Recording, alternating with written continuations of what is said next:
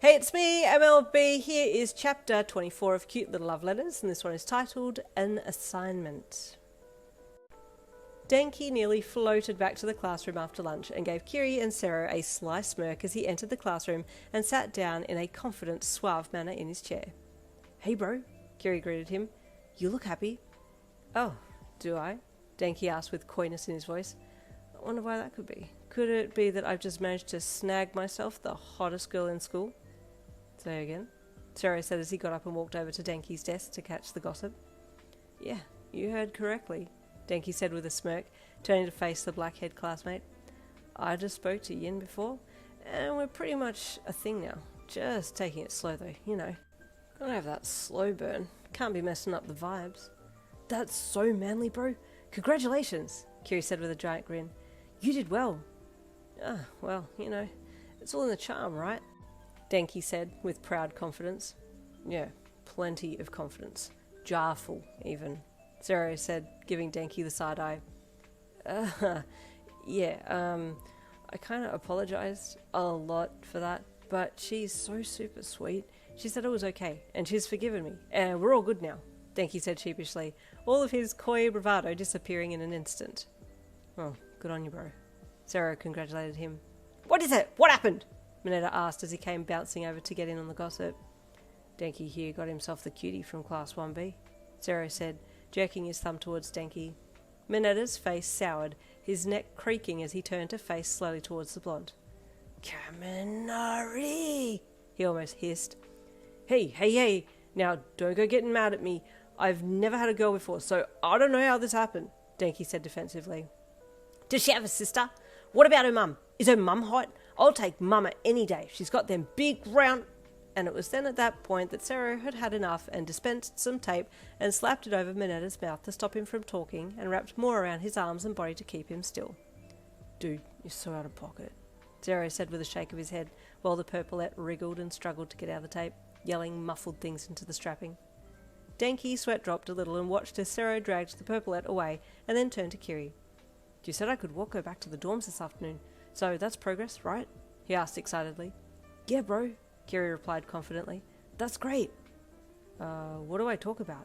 Denki asked in a panic. Ask her about her family and talk about the day, I guess, Kiri said, thinking hard. Okay, cool. Yeah, okay, I can do that, Denki said as he sat back and repeated it a few times to commit it to memory. Thanks, bro. No problem, Kiri said with a smile, turning to face the front just as Mr. Aizawa walked in. That afternoon, Denki was waiting at your locker, and you suddenly felt shy as you approached him. Hey Yin, how was your day? He asked brightly as you stepped up next to him to get to your locker. It was okay. We have a big assignment coming up soon on our family quirk history, you said with a small sigh. Oh, yeah, we got the same one, Denki said. Man, I'm not good with assignments, or tests, or anything that's intelligence related, he said with a sweat-dropped look on his face. I'm okay with that, I guess, but it's just a little bit of a hassle going back through my family history. I don't know a lot about my dad's side of the family, and my mum left her family when she was 16 so that she could travel. I've never met my mum's side of the family. Oh, Denki said, stepping back for you to open your locker to get your books for homework in your bag as well. What about your dad's side of the family? Have you met them? He asked you. You hummed as you closed your locker and looked thoughtful for a second. I do remember snippets, I guess. I think I remember my grandma's face vaguely, and I remember there being a lot of yellow in her house, you mused. Yellow's a good colour, right? Denki said with a grin as he pointed to his hair, and you both walked out of the building. Yes, you said with a small smile, and giggled when you realised what he was meaning. So, I've never really asked you before, but one of my classmates mentioned something about your family being Faerie? Denki asked. Yes, you nodded. My dad is full fairy and my mum is full human, so I'm half fae, you admitted. Like I said before, I kind of avoided the topic before because I didn't want you to ask about my quirk and find out my ability to shrink down to fairy size, because then you would have put two and two together and realised I was the one putting letters in your locker. But now that you know, like I said, I don't have anything to hide. And I love those letters. I still have all of them, he admitted. You do? You asked with surprise, looking at him. Yeah, he said with a chuckle and a back of the head scratch. Is that weird? No, You shook your head. Because I still have all of yours. Denki blushed and coughed a little, covering his lower half of the face with his hands so you wouldn't see the bright blush on his face. That's so cute, he thought, then cleared his throat to continue. So, you can shrink down. Is that it? Yes, I have a little bit of magic as well, you said. I glow a little, just like my dad. And he said it's because of magic, but I don't really know what it does, you queried. I guess you'll find out more about yourself when you do this assignment, right? He said with a smile. So, I know you like to draw and paint. Is there anything else you like? You chatted as you walked, finding that he was a relatively easy person to get along with, and you were a little disappointed that the walk was so short since you were still chatting when you got to your dorm room door. Damn, Denki said when you stopped outside the room. I wanted to talk more, but I guess I better let you go. We could talk later, you said hopefully. Oh, I got a phone. No way, Denki said excitedly. Add me. I don't really know how to work my phone yet. I have Kendo's number in my phone and my parents', but that's it. Do you know how to do it? You asked him. Babe, he said with a suave smile. I invented the phone. I know all about phone stuff. You did? You asked dubiously. No, I didn't. But, I'm good at phones. Hey, how about later, if you're free, we could chill in the common room and I'll show you how to use the phone.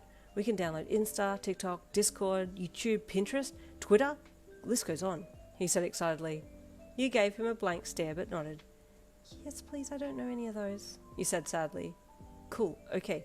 Give me your phone and I'll put my number in and then we can hang later, he said excitedly, taking your phone to put his details in. After parting from Denki, you rang your mum to fill her in on the details, excitedly telling her about Denki, and she seemed very happy for you. She remembered him from the move-in day, and she said he was welcome home any time, which you're excited to tell him. And how's school going? Your mum asked. Is the workload hard? It's okay, you said. I do have an assignment coming up about quirk history, so I'll have to ask you and Dad about the family history so I can answer the assignment questions, if that's okay. That's fine, my love, your mum said. You have work this weekend, don't you? Would you like to come and stay over this weekend? Yes, please, you said quickly. I miss you and Dad. Everyone here is so lovely, but I haven't seen you guys in the longest time, and I miss the house too, you admitted. Well, I'll make sure to have your room set up and your favourite food on the table so that you get a proper welcome back, your mum said, smiling down the phone to you. Thanks so much, Mum, you said gratefully. I'll ask you and Dad some questions about our family history too, so that I can make a start on this assignment, you said with a smile into the phone. I'll let Dad know, your mum said with a small chuckle. He'd better be ready to tell the truth, she thought, smiling up at your dad as he walked into the room.